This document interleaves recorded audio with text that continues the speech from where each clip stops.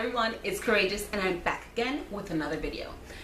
This one is very important, especially since it's that time of the year. It's the holiday season and I know a lot of people are going to be stressed.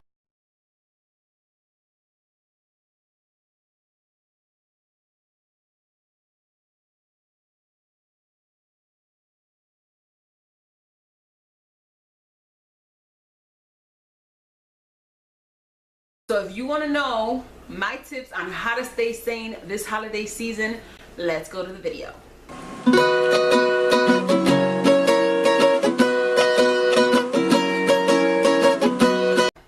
My first tip is to make sure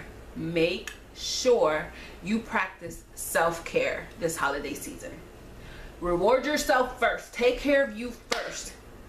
If it's going for a walk, if it's going to get a massage, if it's giving yourself a massage, if it's just locking your door and spending 10-15 minutes to yourself, that all constitutes as self-care. You need to take care of yourself. I know this is a hectic time, but at the same time, you can't go running yourself ragged.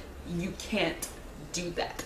Don't do that. I give you permission in case you're asking or looking for permission to take care of yourself. I grant you permission.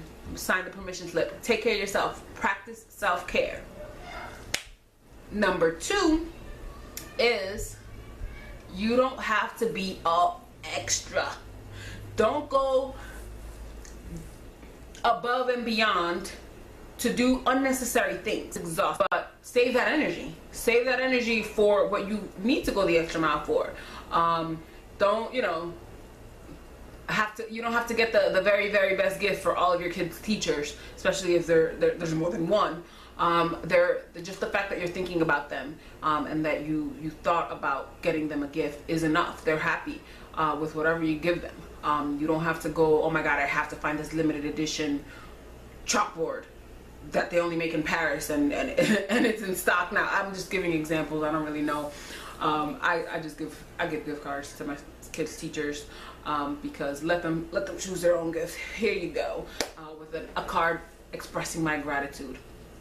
Which brings me to my next tip: express gratitude. The holidays are really about spending time with your family, spending time with your loved ones, especially December. It's the end of the year, you're wrapping it up. Be grateful for all of the good things that happen to you. I catalog everything. Every month I write the good things that happen to me, so I'll have a running list for the whole year. But if you don't do that, which you don't have to because that'd be going extra, but if it's been a great year, even if it hasn't, be grateful that you made it through another year. You made it from last holiday season to this holiday season. Be grateful, and that will immediately improve your mood.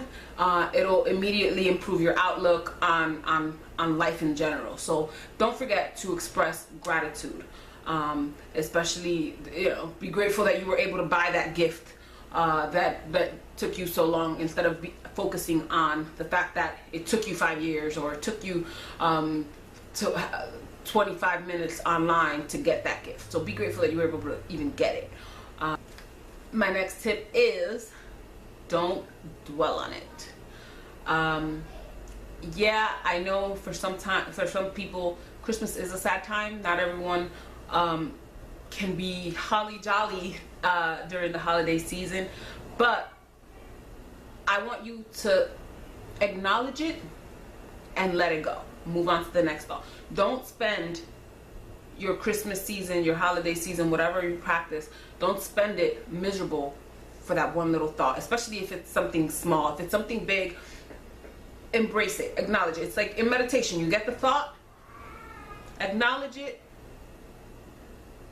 don't hone on it, acknowledge it and let it go. On to the next one, and try to replace that next one with a more positive one. So don't dwell on the things that might make you sad, that might make you depressed during this holiday season, because I do know that the holiday season can be sad for some people. So try to do something that brings you happiness. Try to focus on something that will bring you happiness. as opposed to spending your holidays locked in your room crying. And on that note, another one, feed people, not drama. Don't give in to the drama. Christmas is about your family. The holiday season is about your family. And when families get together, drama ensues. We all know this. This is not... those holiday movies didn't get their plots from thin air. We all know that drama will ensue. So my suggestion is, when that passive-aggressive family member comes to you with something, don't react negatively. Perfect example, I'm Dominican. Every holiday, or every time I go to a family reunion or something, at least one of my family members wants to tell me that I'm fat. And it's usually the fattest one telling me that I'm fat. Instead of getting defensive or getting angry or reacting negatively or retorting, "You're fatter than I am," or "What about you? How many pounds did you gain since last year? You know, since the last time I saw you." We're thinking it, but let's not say it out loud.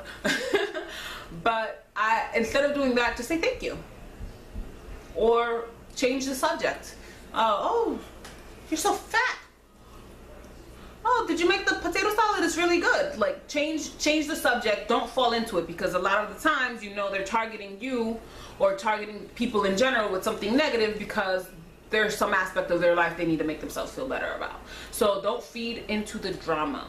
Avoid that, especially around negative family members, which you'll obviously, not everyone in your family is positive, so there will be at least one. So just avoid them, swerve them.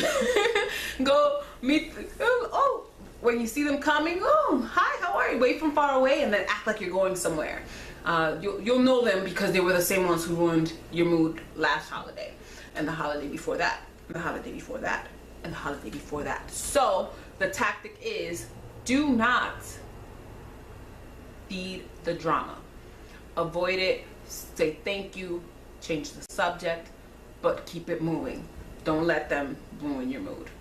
The next one is, stop trying to do it all by yourself. Don't overbook yourself. Delegate. Don't overbook yourself saying, "I have to do this, I have to do this." You have a list longer than Santa Claus's list of things to do before the holiday season. How are you going to get it all done? That's where you assign tasks or even cross things off. Like, is it really necessary for you to do that? If you have family members that can help you with the Christmas shopping, do that. Delegate. You're in charge of this, you're in charge of this, you're in charge of this. And again, this is where not being extra fits in, because you can weed out things that are not necessary. They're not going to make or break your holiday if you don't do them. And don't think that you have to do it all by yourself.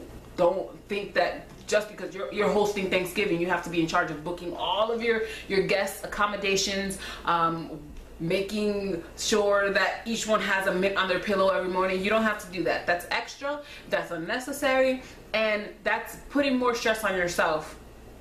So don't, just don't. Again, I give you permission if you need it. You shouldn't need permission, but I give it to you in case you do need it. Don't go crazy. Next tip, do not blow the bank. Don't go beyond your means. And even so, don't, even if you have the means, you don't necessarily have to do that. Don't go buying thousands and thousands of dollars worth of gifts. Don't go maxing out your credit cards over gifts. I said it before, the thought is what counts. You don't have to get the gifts. Christmas is actually about Jesus, if you believe in Jesus, but it's also about being with your family, expressing your heartfelt love and just enjoying each other's company. So if your family members are expecting an iPhone 10, you need to give them a reality check. You don't have to go blowing your budget. You don't have to go, not paying your light bill so that you can buy the kids all of the latest gadgets or something. You don't have to do that. And then you're just going to be miserable afterward because, one, you spent all of your money, the bills are due, yet you're starting the new year off without any money. And there's an old superstition that says the way you start it is the way you end it. So you don't want to continue this into 2019, because if you start 2018 broke, you're going to end it broke and then start 2019 broke. So end that vicious cycle. Budget your time, budget your money.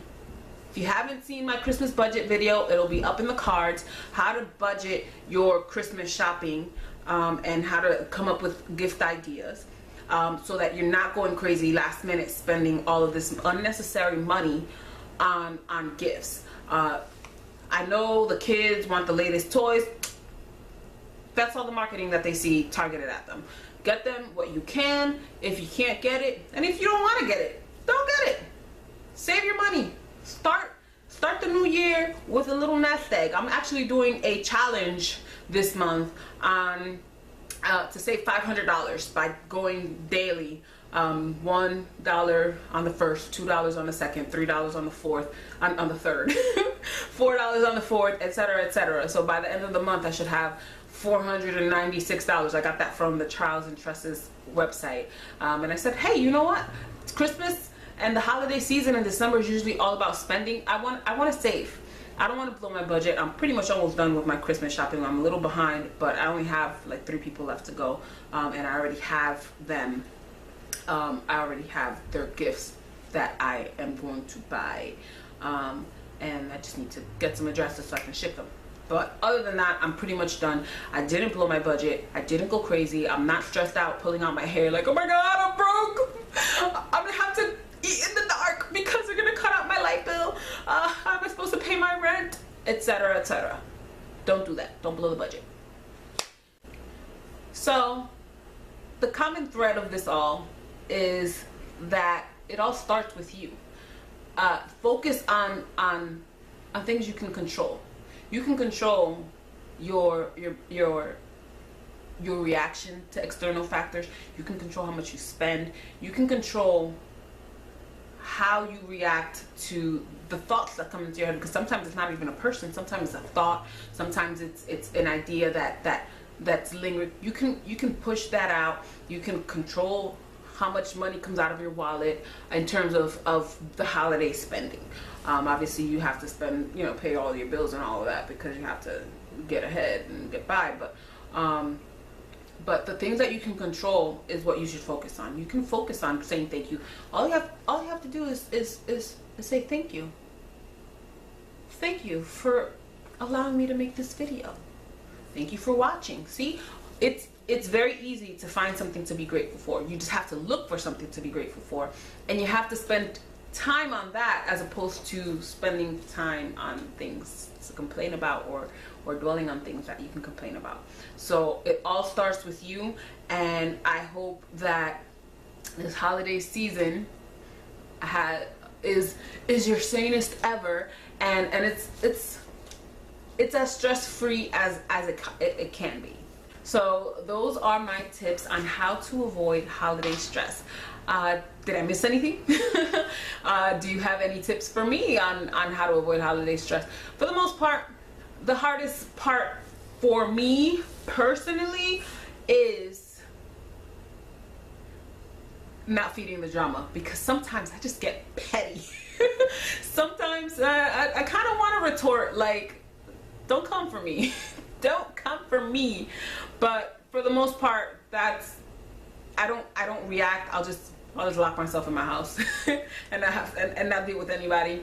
But other than that, I stay within my budget. It's a competition every year on how much less I can spend than the previous year. And not always take care of me first. That's just a common policy with me. That's my routine. I take care of me first, because if I can't take care of me first, who's gonna take care of me? Nobody's gonna be here volunteering to take care of me. You volunteering? But and I express gratitude. I am grateful for everything, and I try. Sometimes I may not be specific, but sometimes a general thank you is enough to express gratitude. It's just thank you, universe. Thank you for everything. And thank you again for watching this video. So be sure to like, share, and subscribe, and come back for more videos.